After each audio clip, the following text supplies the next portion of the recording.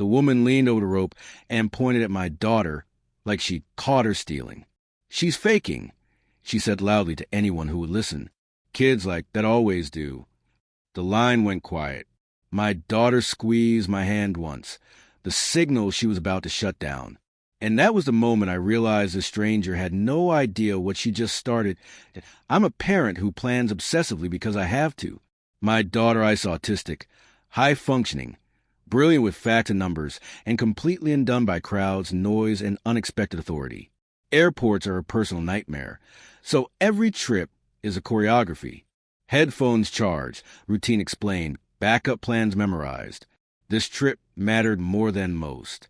We were flying to see her grandfather after a health scare, and she had worked for weeks to be brave enough to do AT the security line. I told the officer calmly that my daughter had autism and might need a little extra time. Henna did, the kind of nod that says he's sure before, and it's not a problem that we step forward, shoes off, been ready. She was doing great until the woman behind us sighed dramatically. Karen didn't look angry at first. She looked offended. The kind of tight smile that comes from believing rules are sacred when they inconvenience someone else. She was maybe mid-50s, perfectly pressed jacket, rolling carry-on, tapping against my heel like punctuation. When my daughter froze a metal detector, lights, beeps, voices overlapping, Karen clicked her tongue. "Oh, come on," she muttered loud enough to land. "We're all tired." I ignored it. I always try to. My daughter started rocking slightly, whispering the script she uses to stay grounded. The officer slowed the line, spoke gently. That's when Karen leaned forward, past the rope, eyes locked on my kid. "She's pretending," Karen said, clear, confident, accusatory. You can tell Mindfew does that when he wants attention. Time did a weird thing. Then I felt he trush up my neck. But before I could speak, my daughter flinched like she'd been struck. Her breathing changed. Too fast, too shallow. The officer stiffened. Another TSA agent looked over. People started watching that awful semicircle of curiosity and judgment. I said, "She's autistic again, firmer this time." Karen scoffed. "Everyone's autistic now. Funny how it only shows up when there's a line." That sentence did damage. I could see it land on Mid-Otter's face. Confusion first, then shame, then panic. She covered her ears. The rocking got sharper. The officer raised a hand to pause the line, and Karen lost it. "This is ridiculous," she snapped. "You're letting her manipulate you. I paid for this flight. I have places to be." That was the shock. Not just the cruelty, but the confidence, the certainty that she was right and we were a problem to be corrected. I braced for the usual outcome. We'd be rushed aside, my daughter would melt down, and Karen would feel vindicated. Instead, something else happened. A supervisor approached quietly from the side, not rushing, not loud. He crouched to Mid-Otter's level, asked her name, asked permission before speaking. She nodded once. He turned to me and asked a single question in a calm voice. "Has she traveled before?" Karen opened her mouth though, interrupt.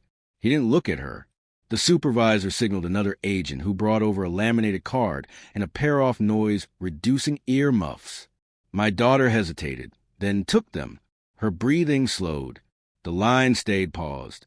Karen's face re-eamed. "I'm just saying." Karen tried again, voice sharper now. People fake things to skip lines all the time. That was when the supervisor finally looked at her. Not angry, not defensive, just final.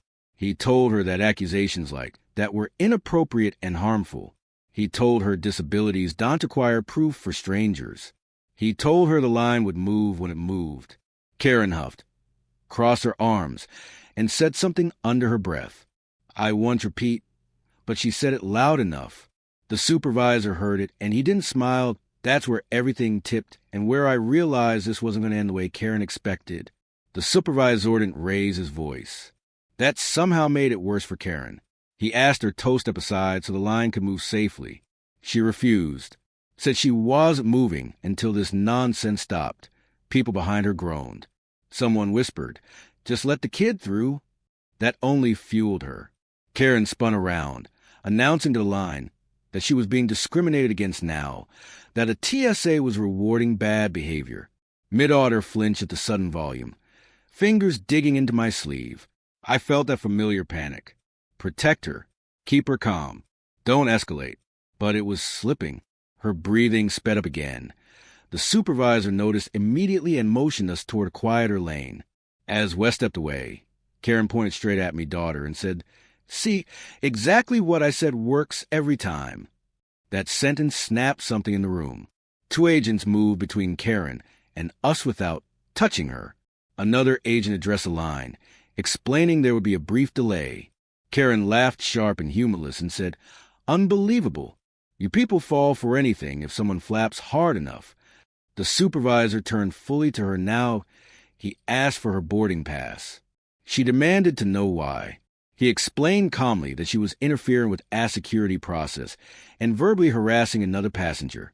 Karen scoffed and slapped her pass into his hand like she was daring him to do something. While this was happening, a female agent knelt beside my daughter, speaking softly, asking about her headphones, about planes, about numbers, anything grounding. My daughter answered in short bursts, eyes fixed on the floor, but she was staying with us barely. Karen wasn't done. She started narrating loudly, telling anyone who would listen that this is how society collapses, that parents coach their kids, that real disabled people don't make scenes. Each sentence felt designed to wound. I saw my daughter's jaw tighten. She whispered, "I'm sorry," like this was her fault. I told her quietly, but fiercely, that she had nothing to be sorry for. The supervisor returned Karen's boarding pass and told her she would need to wait while an incident report was completed. That word incident hit her like gasoline. She exploded. Said she'd call her lawyer. Said she knew her rights. Said she'd been attacked for telling the truth. Her voice echoed off the ceiling. And then she said the one thing that crossed Aline even she couldn't walk back.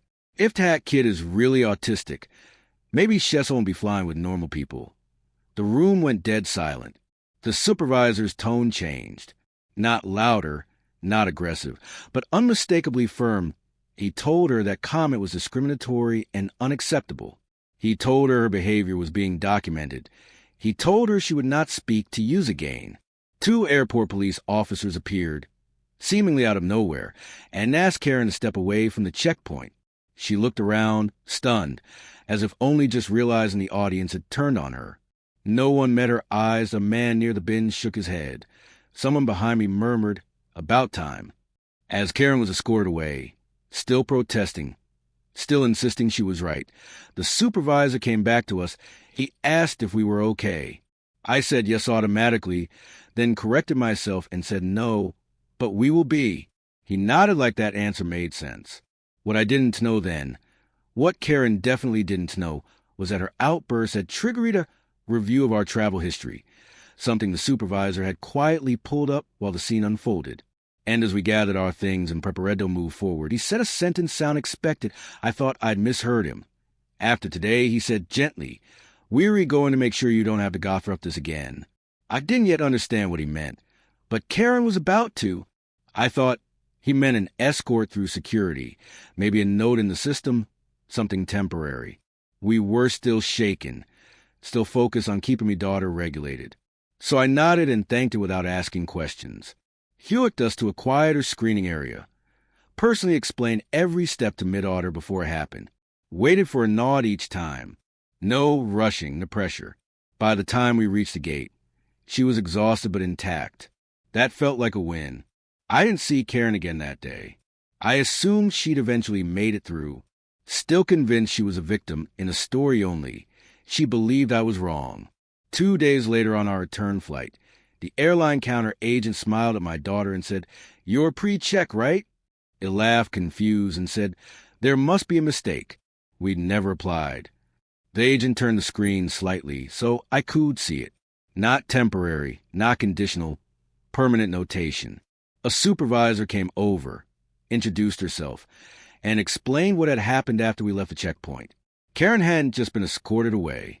She doubled down, filed a complaint against us, claimed we'd faked a disability to manipulate security, demanded TSA discipline the agents who fell for in doing so, she triggered a full review, cameras, audio, reports from 3 officers, witness statements, and the footage told a very different story than the one in her head. The TSA supervisor who'd helped us submitted our commendation, noting my daughter's documented needs, our calm disclosure, and Karen's escalating harassment. He also flagged how my daughter responded positively to accommodations and how the situation de-escalated only when Karen was removed. That combination, clear need, cooperative behavior, and documented harm caused by interference, qualified us for something rarely offered, a standing accommodation. Permanent pre-check wasn't a reward. It was protection, a way to minimize exposure to exactly the kind of confrontation Karen had created. Fewer lines, fewer surprises, fewer chances for strangers to feel entitled to judge me child. Then came the part that made me hands shake. Karen's complaint backfired so badly, it became part of her own record. The language she used, especially that last comment about normal people, triggered a formal warning. She wasn't banned from flying, but she was flagged. Additional screening, mandatory conduct acknowledgement. Any future incident, even minor, would escalate immediately. She was sternly corrected. The airline supervisor said carefully, in writing with citations, I pictured Karen reading that letter, the certainty draining out of her, the realization that she hadn't been brave or honest or outspoken, just cruel and publicly so. I wonder if she'd ever think of my daughter again, or if she'd write the story to save herself. When I told my daughter we wouldn't have to do the loud line again, she asked, "Did he do something good?" I told her the truth. She'd done nothing wrong. The world had just briefly done something right. Airports still aren't easy. Autism doesn't disappear because the system improves. But the next time we flew, she walked through security calmly, headphones on, routine intact, no stares, no accusations, no Karens. And somewhere out there is a woman who learned too late that pointing at a child and calling her a liar doesn't make you powerful. Sometimes it just makes the system look closer. And this time it did. If you enjoyed this story, make sure to hit that subscribe button. Every single subscription motivates me to bring you even more exciting and dramatic HOA stories. And don't forget to tap the bell icon so you never miss a new upload. I'll see you in the next story where justice gets even more satisfying.